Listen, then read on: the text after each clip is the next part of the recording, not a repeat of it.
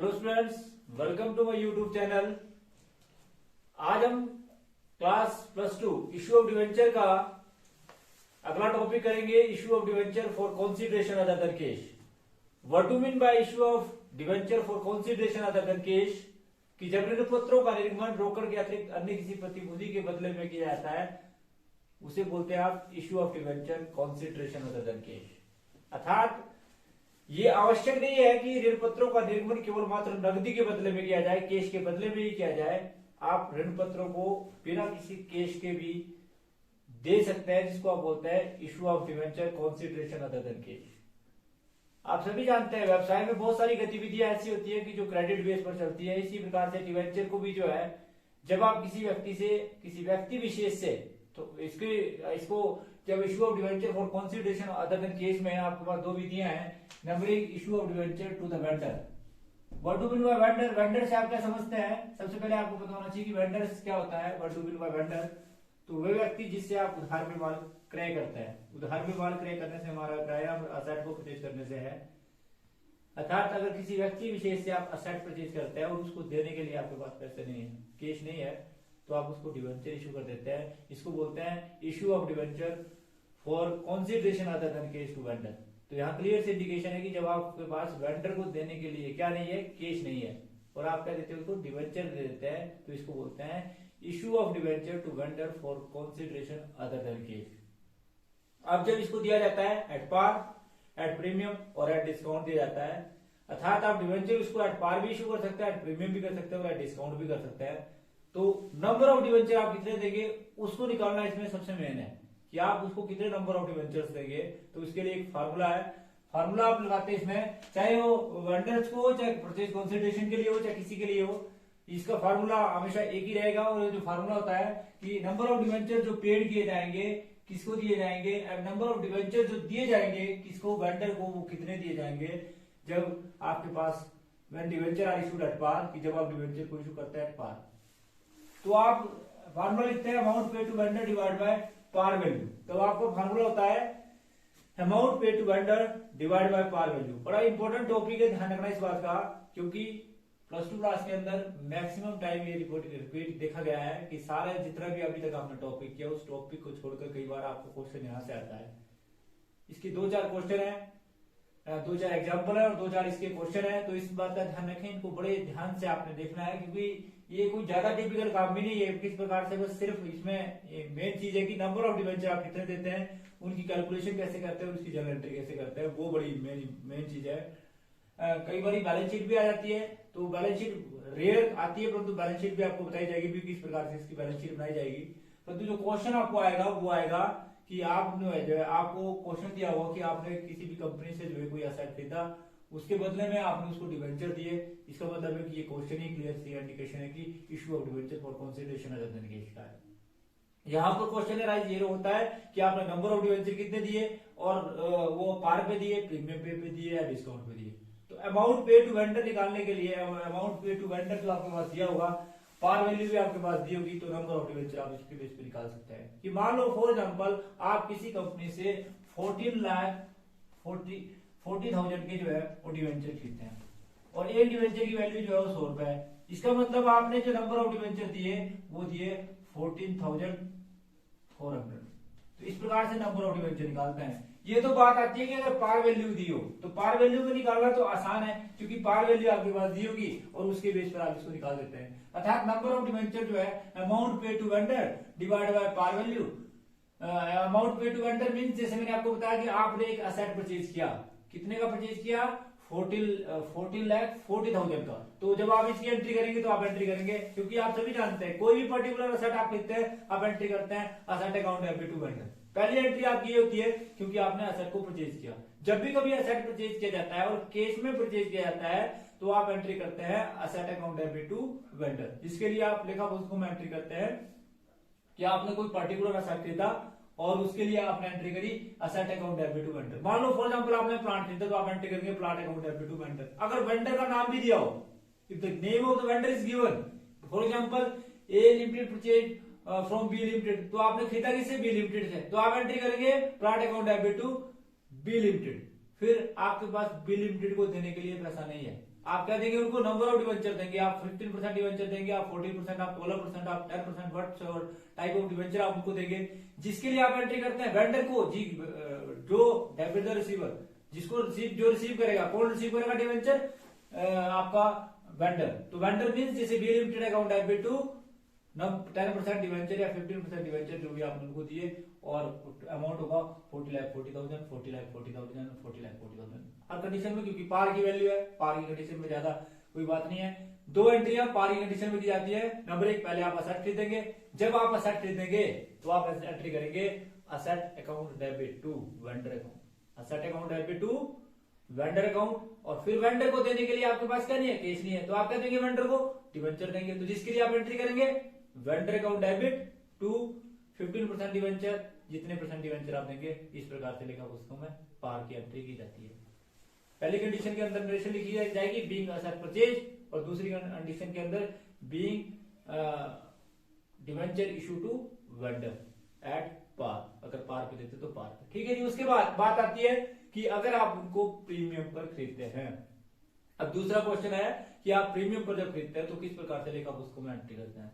आप सभी जानते हैं कि when debentures are issue more than their face value, that is called issue at premium. तो इशू एट प्रीमियम की कंडीशन में नंबर ऑफ डिवेंचर कैसे निकालते हैं, क्योंकि आपने असेट तो 14,44,000 में खरीदा, 40,40,000 में खरीदा, असेट की परचेज वैल्यू वही रही, परंतु अब आपने उनको नंबर ऑफ डिवेंचर कितने दिए, क्योंकि आपने उनको प्रीमियम पर इशू किया। तो उसके लिए फार्मूला होगा नंबर ऑफ डिवेंचर निकालने के लिए amount pay to vendor, amount pay to vendor divide by par value plus premium. यहां पर आप पार वैल्यू प्लस प्रीमियम करेंगे तो प्रीमियम की राशि को जो है इसमें जोड़ दिया जाएगा।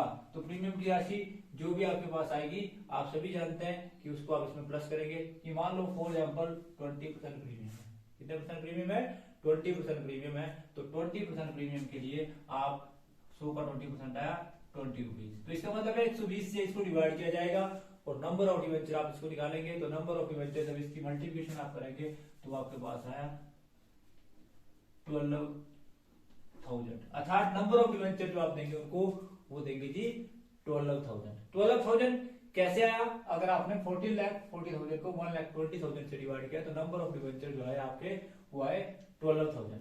अब क्वेश्चन है कि 12,000 की लेखा पुस्तकों में एंट्री कैसे की जाएगी, इन 12,000 को लेखा पुस्तकों में कैसे दिखाया जाएगा। आपने पहले असेट खरीदा तो आपने एंट्री करी asset account debit to vendor. दूसरी एंट्री आपने एंट्री करनी है, क्योंकि आप सभी जानते हैं security premium reserve always credit, तो आप एंट्री करेंगे vendor account debit to 15% debenture और to security premium reserve account.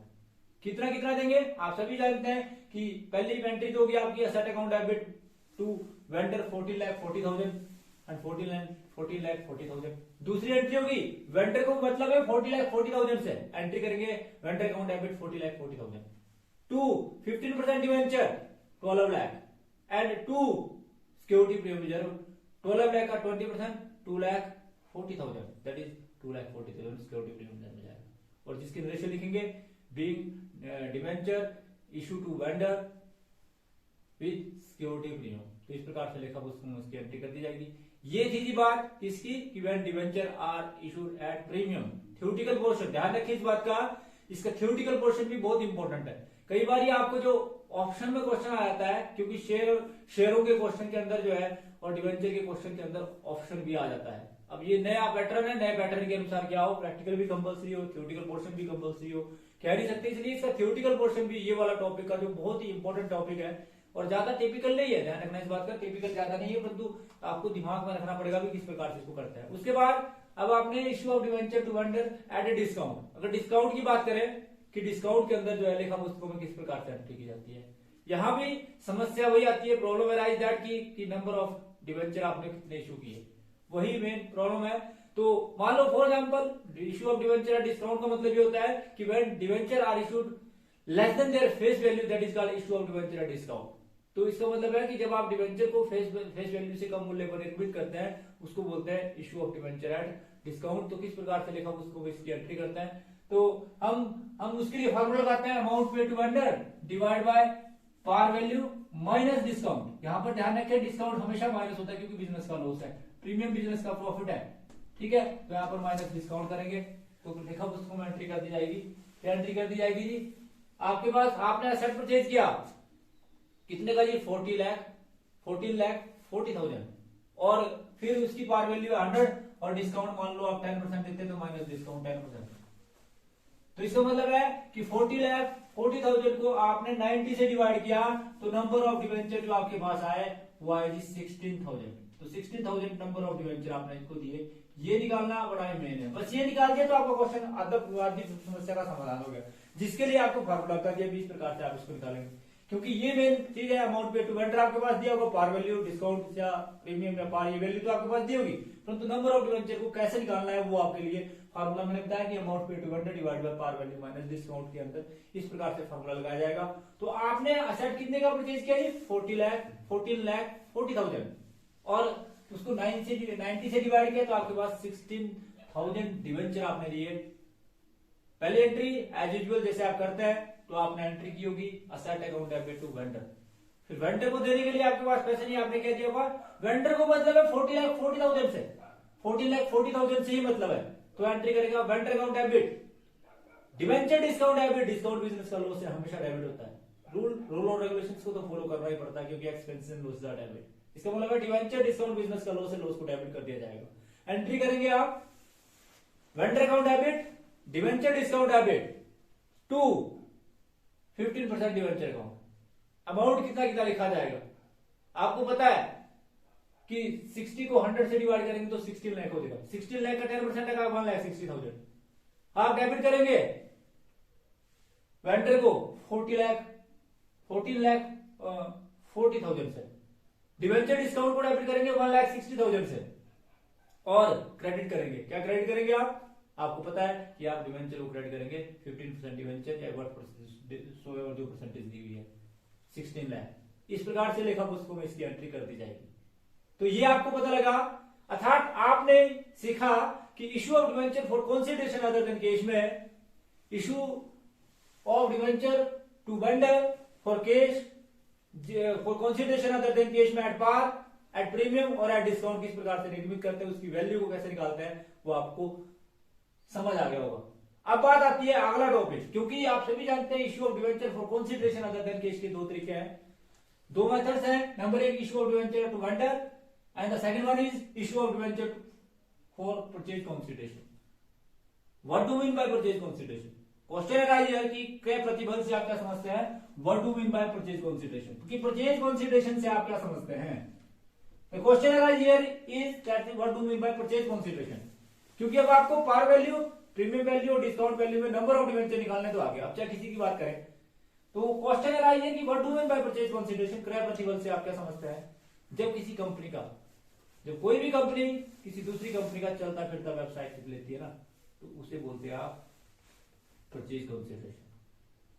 और उसके बदले में अर्थात क्रय करना ही जो है वो परचेज कंसीडरेशन नहीं कराता है। आप किसी कंपनी का चलता फिरता व्यवसाय खरीदते हैं और उसके बदले में जो आप प्रतिफल देते हैं, जो आप पेमेंट करते हैं, उसको बोलते हैं issue of debenture, purchase consideration. उसे क्या बोलते हैं आप, परचेज कंसीडरेशन। परचेज कंसीडरेशन का मतलब है कि जब आप किसी दूसरी कंपनी का, मान लो एक कंपनी अपना बिजनेस को बेचना चाहती है और बी कंपनी उस कंपनी के व्यवसाय को खरीद लेती है, तो उसके बदले में जो है प्रतिफल देती है उसे आप बोलते हैं परचेज कंसीडरेशन।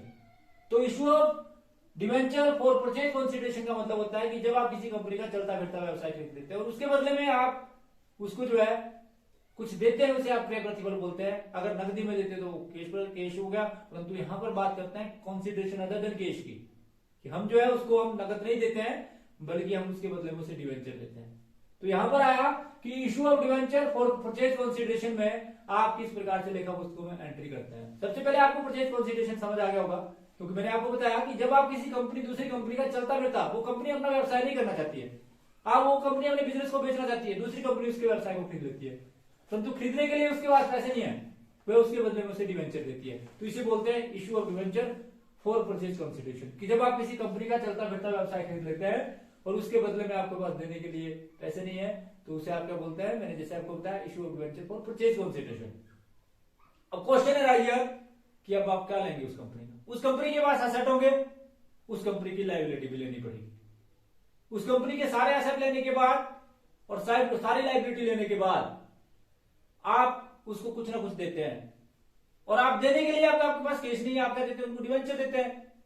तो इसका मतलब है कि issue of debenture for purchase consideration आपको पता लगा।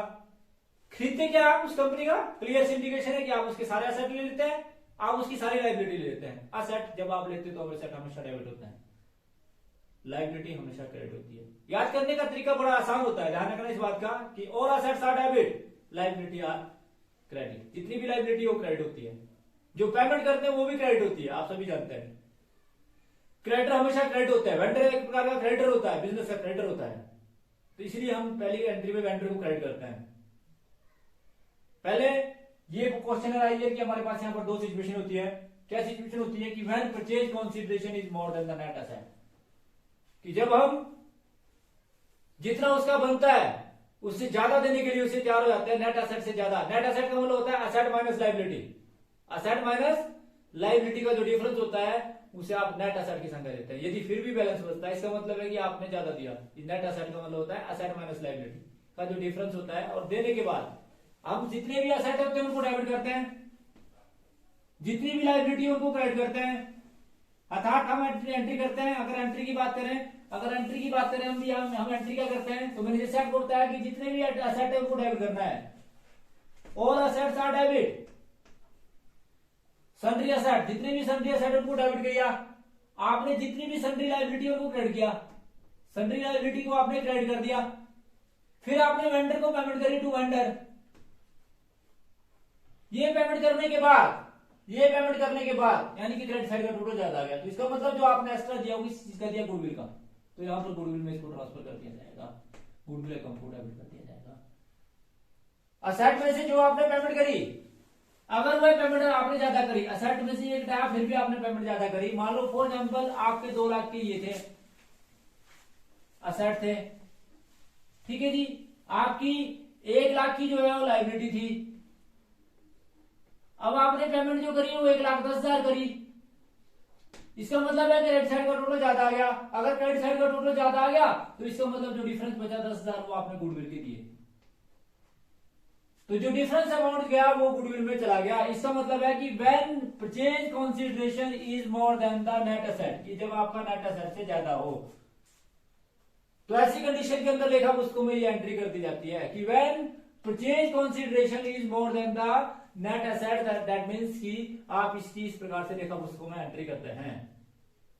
आपको समझ आ गया होगा कि आपने क्या किया कि जितने भी एसेट उनको डेबिट किया, जितने भी एसेट आपके पास दिए होंगे, क्योंकि किसी कंपनी का जब आप व्यवसाय करते हैं उसके सारे एसेट लेंगे, उसकी लायबिलिटी भी लेंगे। तो एसेट, क्योंकि कोई भी कंपनी अगर आपको व्यवसाय बेचेगी सब कुछ देगी आपको, व्यवसाय बेचने के बाद जितने भी एसेट उनको डेबिट कर दिया, चाहे वो प्लांट एंड मशीनरी है, चाहे फर्नीचर फिक्चर है। अगर अलग इकट्ठा अमाउंट दिया तो आपने इकट्ठा करना है, अगर एसेट का अलग अलग अमाउंट दिया तो आप उसको अलग अलग लिखेंगे कि आपने प्लांट भी खरीदा, आपने फर्नीचर भी खरीदा, जो खरीदा, और जितनी भी लाइबिलिटी खरीदी लाइबिलिटी को क्रेडिट किया। फिर जितना आप देने के लिए तैयार हो वो लिख दिया। फिर अगर क्रेडिट साइड का टोटल ज्यादा आया तो जो डिफरेंस अमाउंट जाएगा वो गुडविल में जाएगा, क्योंकि उस कंपनी की गुडविल अच्छी होगी और आप उसका ज्यादा पेमेंट देने के लिए तैयार होगे। तो ऐसी कंडीशन के अंदर इस प्रकार से लेखा पुस्तकों में एंट्री कर दी जाएगी। इज क्लियर जी? तो ये था जी आपका कि when purchase consideration is more than the net asset. और दूसरा कंडीशन है कि when purchase consideration is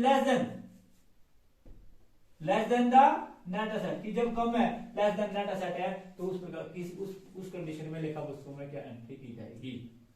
less then net asset के कंडीशन में ध्यान रखिए इस बात का, क्योंकि ये बी कंडीशन आ गई। ए कंडीशन के बाद मोर देन और लेस देन दो चीजें हैं, तो बात आती है कि when purchase consideration is less than the net asset, तो ऐसी कंडीशन के अंदर लेखा पुस्तकों में क्या एंट्री की जाएगी। क्वेश्चन है राइज हियर कि आप फिर उस कंडीशन में क्या एंट्री करेंगे। सारे एसेट को डेबिट करेंगे, सारी लाइबिलिटी को क्रेडिट करेंगे, वेंडर को भी क्रेडिट करेंगे, परंतु हो गया क्या कि आप जो है यहां पर इतना देने की बजाय इतना दिया, आपने 80,000 दिया, तो इसका मतलब है अब आपका डेबिट साइड का टोटल ज्यादा आ गया।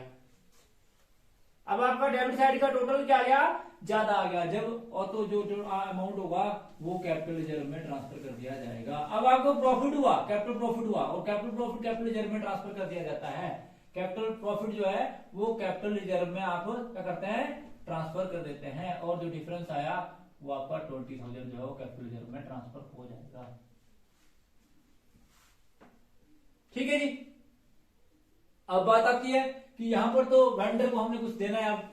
अब वेंडर को देने के लिए हमारे पास क्या नहीं है कैश नहीं है, हम क्या देंगे उनको, नंबर ऑफ डिवेंचर देंगे। तो नंबर ऑफ डिवेंचर को निकालने का फार्मूला वही है कि नंबर ऑफ डिवेंचर अगर पार पे देते हैं number of debenture amount pay to vendor divide by par value, अगर डिस्काउंट पे देते हैं तो number of debenture divide by par value minus discount, और अगर प्रीमियम पर देते हैं तो number of debenture amount pay to vendor divide by par value plus premium. इस प्रकार से नंबर ऑफ डिवेंचर जो है वो कैलकुलेट कर दिए जाते हैं। और दूसरी एंट्री जो आपने करनी है इसमें वही करनी है, vendor account debit to debenture account.